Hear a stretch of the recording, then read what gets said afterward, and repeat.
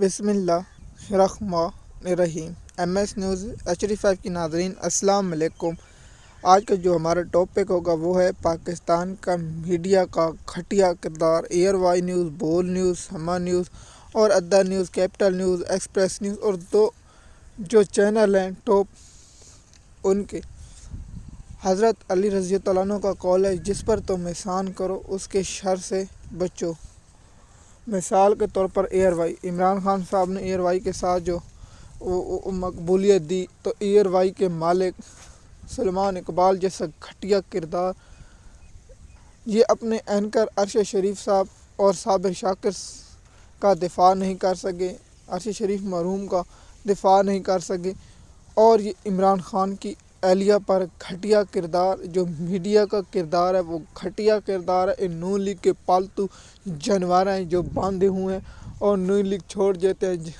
Year Y ہو گیا، express news ہو گیا، دنیا نیوز ہو گیا، یہ تمام چینل جو کاشف اپنا کمران شاہد ہے، منصور علی جیسا گھٹیا کردار اور بہت سے جو گھٹیا کردار ہیں جو خواتین کے لباس میں گھٹیا عورتیں صحافت میں ہیں، جب یہ عمران خان صاحب کے اہلیہ پر یا الزام لگاتے ہیں، ان کا توڑ اب پاکستانی قوم کو بتاؤں گا کہ ان میڈیا والوں کو کیسے لگام ڈالنی ہے۔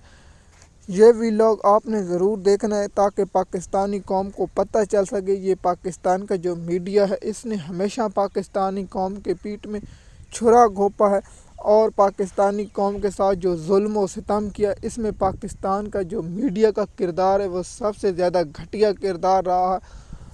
پاکستان کی میڈیا وہ میڈیا ہے جو لوگوں کی پگڑیاں اچھالتا ہے اور گھٹیا الزام لگاتا ہے، قوم سے حقائق چھپاتا ہے، طاقتور کے آگے طاقتور کا پیشاب کھاتا ہے، اور انڈیا کی میڈیا کو کہتے ہیں گودی میڈیا، یہاں منیر میڈیا ہم کہہ سکتے ہیں، منیری میڈیا یا شبیزی میڈیا تو کہہ سکتے ہیں، لیکن جب خواتین پر معاملہ آتا ہے تو سمجھو ان کے مقابلہ کرنے کی جرات نہیں۔ شکریہ۔